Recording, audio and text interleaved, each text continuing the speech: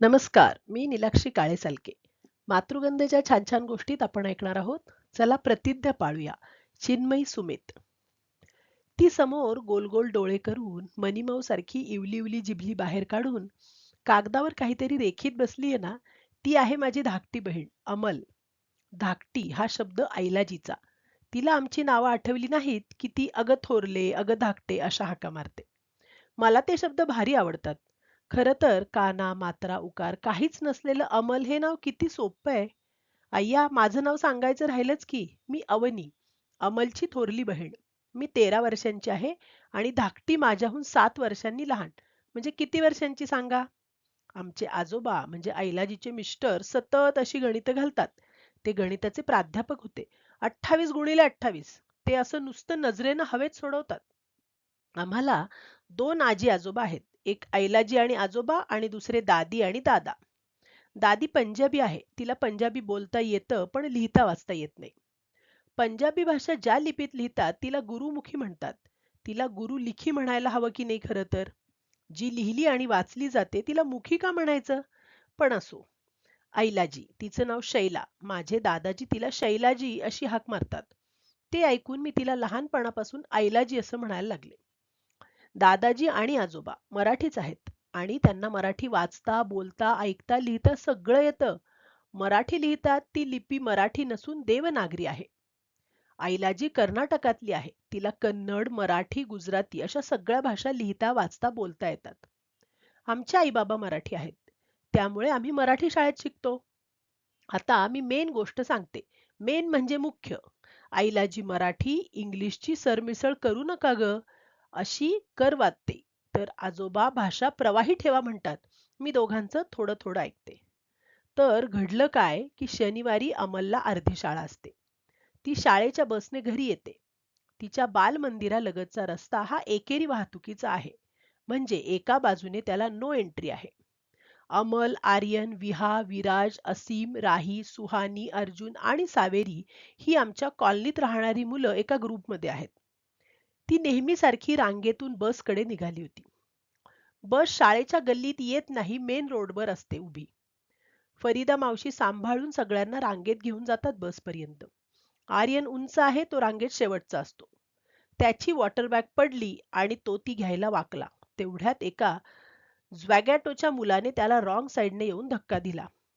आई म्हणेल त्याचा धक्का बसला म्हण.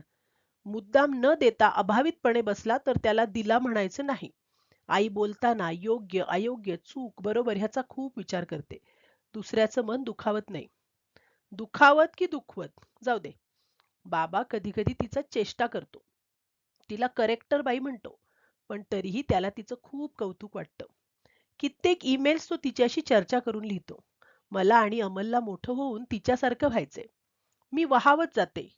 ऐलाजीचा शब्द तर आर्यनला धक्का बसला आणि तो पडला. थोडंसं खरचटलं, पण तो लगेच उठला. अमल असती तर भोकाड पसरलं असतं. ही ही ही. पण फरीदा मावशी घाबरली आणि घाबरली म्हणून चिडली. तिने आरडाओरडा केला. तो धक्का दिलेला आता इथे बसवलेला कसं लिहू? मुलगा थांबला होता, पण फरीदा मावशीच्या ओरडण्याने लोक जमा होतील आणि त्याला मारतील ह्या विचाराने त्याने तिथून पळ काढला. काही आई-बाबा शनिवारी त्यांना सुट्टी असते म्हणून मुलांना घ्यायला आले होते. त्यातल्या एका मावशीने प्रसंगावधान राखून पटकन फोटोही काढला त्या मुलाच्या बाईकचा. नंबर नीट दिसला त्यात. मग सगळे काका, मावशी खूप चिडले, जोरजोरात ओरडले. फोन करा, पोलीस बोलवा, अद्दल घडवा.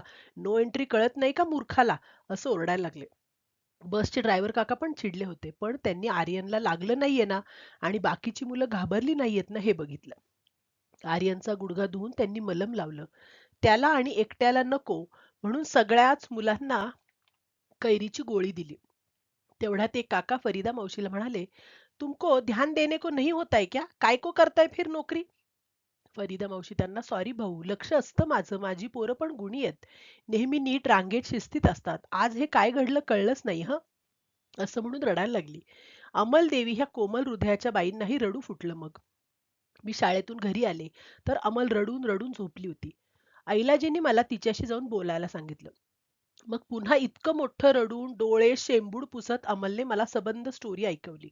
मलाही वाईट वाटलं. मी म्हटलं थांब आपणच काहीतरी विचार करू. अमल म्हणाली, "वन्नी, ते काका मावशी इतके ओरडत होते, त्याला नोकरीवरून काढून टाकायला सांगू. ही झगॅटोची पोरं असलीच आहेत. FB वर, Instaवर फोटो टाकू, वाट लावू त्याची," असं म्हणत होते. तेवढ्यात आर्यनचा पा आला आणि त्याने कुणीही असं काही करू नका, शांत व्हा असं सांगितलं. मोठ्या बाईंनी तेच सांगितलं. अमलने हे सगळं सांगितलं तरी तिला आणखीन काहीतरी सांगायचं होतं. मी म्हणाले, "चल, आज आपण दोघी एकत्र दूध पिऊ. माझा मग तुला, तुझा मला, चालेल?" तिला माझा निळा मग खूप आवडतो. एरवी आमची भांडणं होत, पण मी आज जरा उदार झाले. अमल खूप गोड आहे. सतत हसत असते. तिला असं पाहवत नाही मला. दादी मला अमल की नन्ही माँ म्हणते. दूध पिऊन व्हायच्या आधीच आई आणि बाबा घरी आले. शनिवारी आम्हाला संध्याकाळी चहा अलाउड असतो. आई बाबा हातपाय धुवून आमच्या समोर बसले. आईलाजीने गरम चहा केला आणि आजोबांनी धावत जाऊन पळत खारी आणली. ते नेहमी काही विसरले की, "अगं हा मी धावत जातो आणि पळत तुझी वस्तू घेऊन येतो," असं म्हणतात. आईलाजीने आई-बाबांना फोनवर घडला प्रकार सांगितला होता. अम अमलूचे रडलेले डोळे बघून बाबांनी तिला जवळ घेतलं तर मी पुन्हा मुसमुसायला लागले. मलाही गळ्यात काहीतरी अडकल्यासारखं झालं. आईने मग मला जवळ घेतलं. आईलाजी म्हणाली, "रडू-बिडू थांबवा आता. हं, असं पुन्हा होऊ नये म्हणून काय करता येईल ते बघा." आई म्हणाली, "अमल, कसलं वाईट वाटलंय ते नीट सांग." अमल म्हणाली, "वन्नीच्या शाळेसमोरही नो एंट्री आहे. सुधीर काका कितीदा तरी श्रुतीला सोडायला येतो. तेव्हा त्या नो एंट्रीमध्ये आपली स्कूटर आणतो आणि तिला शाळेच्या अगदी दारात सोडतो. आज तोच फरीदा मावशीला ओरडला. आपण नियम मोडले तर चालतात त्याला, पण त्या मुलाने नाही मोडायचे. आणि फरीदा मावशी किती काळजी घेते आमची. सगळ्यांचे वाढदिवस लक्षात ठेवते, आमच्याबरोबर गाणी म्हणते, गोष्ट सांगते. तिला का ओरडायचं?" आई म्हणाली, "सुधीर नियम मोडत असेल, कायदा पाळत नसेल तर ते चुकीचं आहेच.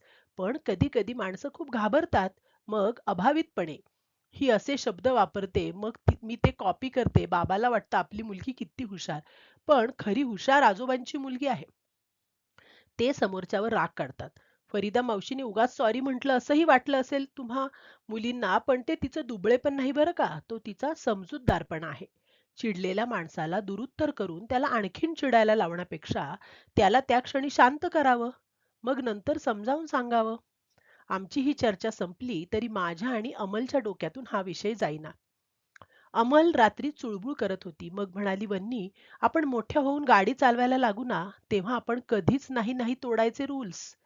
तू पण शपथ घे, प्रतिज्ञाच कर." मला एकदम आयडिया सुचली. मी म्हणाले, "हुशार आहेस तू. मला आयडिया सुचवलीस. आपण उद्याच एक प्रतिज्ञा तयार करू." अमल गोड हसली. म्हणाली, "दीदी, काम असलं की दीदी, तू लिहिशील ना? मला अजून जोडाक्षरे येत नाहीत लिहिता." मी तिला मिठी मारली आणि आम्ही निवांत झोपलो. रविवारी सगळे जरा उशिरा उठतो. दादी आज राजमा चावल आणणार आहे. त्यामुळे आज आजोबांच्या हातची कॉफी आणि कडक पाव असा नाश्ता होता. टेबलपाशी सगळे जमल्यावर अमल म्हणाली, "आज मी आणि दीदी बिझी असणार आहोत. आम्ही एक सिक्रेट प्रतिमा लिहितोय." ही जरा वेडसर आहे. लगेच बाबांनी विचारलं, "कालच्या प्रसंगाची प्रतिक्रिया का?" आई-बाबांना आमच्या मनातलं सगळं कसं कळतं काय माहीत. मी म्हणाले, "हं, तसंच थोडंसं." मग आईलाजी, आजोबा, आई, बाबा आणि अमल ह्या सगळ्यांच्या सूचना आणि विचार ऐकून घेऊन मी वाहतूक सुरक्षा प्रतिज्ञा लिहिली. 13 वर्षाच्या मुलीने किती खोल की सखोल विचार करून लिहिली आहे ही, असं तुम्हाला वाटेल. तर बरेच शब्द मोठ्यांनी आम्हाला सुचवलेत हे आधीच सांगते. आम्ही भारताचे सुजाण नागरिक आहोत. आमच्या देशावर व इथल्या प्रत्येक व्यवस्थेवर आमचे प्रेम आहे. आमच्या देशातली वाहतूक, दळणवळण व्यवस्था चांगली मिळावी हा आमचा हक्क आहे व ती चांगली राखावी ही आमची जबाबदारी आहे. आम्ही अशी प्रतिज्ञा करतो की आम्ही सर्व वाहतूक नियमांचे काटेकोर पालन करू. इतर कोणी हे कायदे मोडत असेल तर त्यांना तसे करण्यापासून रोखू. आम्ही प्रवास करताना जबाबदारीने वागू. बस, ट्रेन तिकिटांची रांग, बस ट्रेनमध्ये चढण्याची रांग मोडणार नाही. लाच देऊन तिकीट काढणार नाही. खाजगी वाहनांऐवजी सार्वजनिक वाहतुकीचा वापर करू. निष्कारण भोंगे म्हणजे हॉर्न वाजवणार नाही.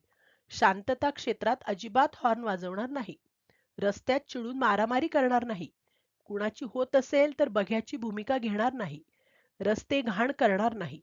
सिग्नल न दिसेल असे कुठलेच फलक लावणार नाही. कुठल्याही मिरवणुका काढून रस्त्यातील वाहतूक अडवणाऱ्या उत्सवात सामील होणार नाही. अशा मिरवणुका निघाल्यास यथाशक्ती वाहतूक सुरळीत करण्यासाठी मदत करू. वाहत्या रस्त्यावरून चालताना किंवा रस्ता ओलांडतानाही नियम पाळू. वयोवृद्ध नागरिक, अपंग नागरिक, लहान मुले ह्यांना प्रवासात रस्त्यात गरज भासेल तेव्हा सदैव मदत करू. वाहतूक पोलिसांबद्दल आदर बाळगू. रस्त्यावरील वाहतूक सुरळीत व सुरक्षित असावी ह्यासाठी कटिबद्ध असल्याची मी प्रतिज्ञा करीत आहे. आईकडून शुद्धलेखन तपासून घेऊन मी सुवाच्य अक्षरात ही प्रतिज्ञा लहान ड्रॉइंग पेपरवर लिहिली. अमल त्याच्याभोवती वेलबुट्टी काढते. तिची चित्रकला फार म्हणजे फारच सुंदर आहे. चला, मला आता दादी यायच्या आत अंघोळ करायची आहे. आई बाबा आमची प्रतिज्ञा फोटो काढून पालकांच्या शिक्षकांच्या ग्रुपवर टाकणार आहेत. आमच्या मैत्रिणी स्वरा आणि सौम्याचा बाबा आर्चिस त्यांच्या शाळेच्या चौकात उभा राहून भर दुपारी वाहतूक नियंत्रण करत असतो. त्यालाही त्यांच्या पालकांच्या ग्रुपवर पाठवायला सांगितलीये मी. तुम्हाला पटली का? तुम्हाला माझ्याकडून ह्याच्यात लिहायची राहिली अशी कुठली गोष्ट वाटली तर ती तुम्ही त्यात घाला.